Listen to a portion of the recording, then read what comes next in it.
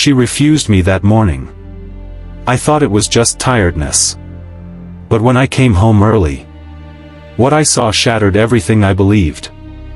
That morning, I reached for her. Not out of desire, but out of connection.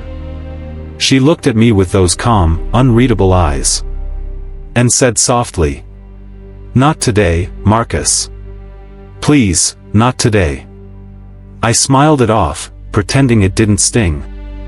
But her tone carried something heavier. Something I couldn't name. She turned away, drifting back to sleep. And I stayed there for a moment, watching her chest rise and fall. Listening to the quiet that filled the room, her perfume lingers. And wondering when the distance between us had grown so large.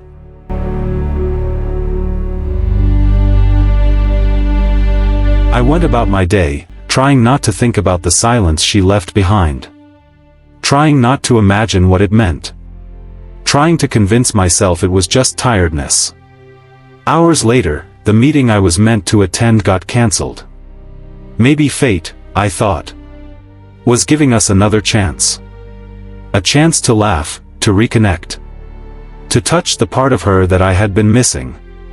I drove home slowly, letting my mind replay the mornings we had spent together. The nights we laughed until we forgot the world outside. Maybe she would be waiting. Maybe I would surprise her. And everything would feel like it used to. When I got home, the house was quiet, too quiet. Her shoes were by the door. Her perfume lingered in the air. Sweet, warm, familiar. Somewhere upstairs, soft music played. Our favorite kind.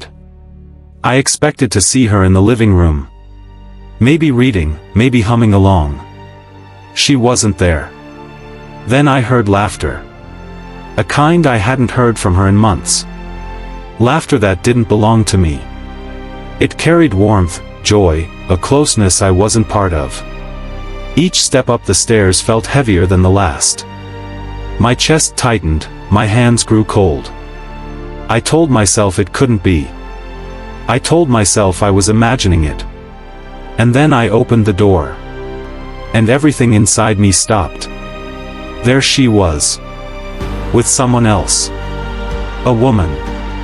The same woman she once called her business partner. For a moment, no one spoke. The silence was louder than any scream. I froze, my mind struggling to process a reality I hadn't prepared for. She whispered my name. Softly, almost shyly. But I couldn't even look at her. I just turned, and walked away. I remember the way the floor felt beneath my feet. The sound of my own breathing. The rain starting outside, tapping against the window.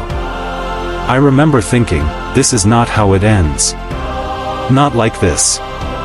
You think you're ready for truth. Until it shows you the kind of pain that doesn't bleed. That morning, she refused me. And I thought she was just tired. But what she refused, wasn't me. It was the life I thought we had.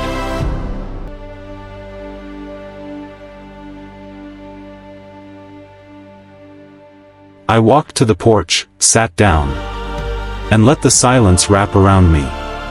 The city hummed in the distance. But here, in this quiet corner, everything felt fragile. I thought about all the small moments. Her laughter at breakfast. The way she tilted her head when she was thinking. The way I used to fall asleep next to her. Believing that the life we had was unshakable. And now, I understood that love doesn't always die in big explosions. Sometimes it fades in quiet gestures. In small refusals. In laughter that isn't yours. I let the rain soak through my shirt. I let my thoughts drift back to her eyes that morning. So calm, so unreadable. I wondered if she had been carrying this secret for months. Or if it had just revealed itself in that tiny, soft refusal. Sometimes truth doesn't shout. It waits. Quietly. Until you finally walk in and see it. I don't know what tomorrow holds. I don't know if she'll speak, or if I'll ever truly forgive. But I know this. That morning changed everything. And yet, even in the ache, even in the betrayal, I feel a strange clarity. Love isn't always what we hope it to be. It's messy, complicated, and sometimes painfully honest. And for the first time in months, I understand that refusing isn't always cruelty. Sometimes it's the truth. And the truth waited for me that morning. I just wasn't ready to see it. Untold love. If this story touched you, don't watch it alone.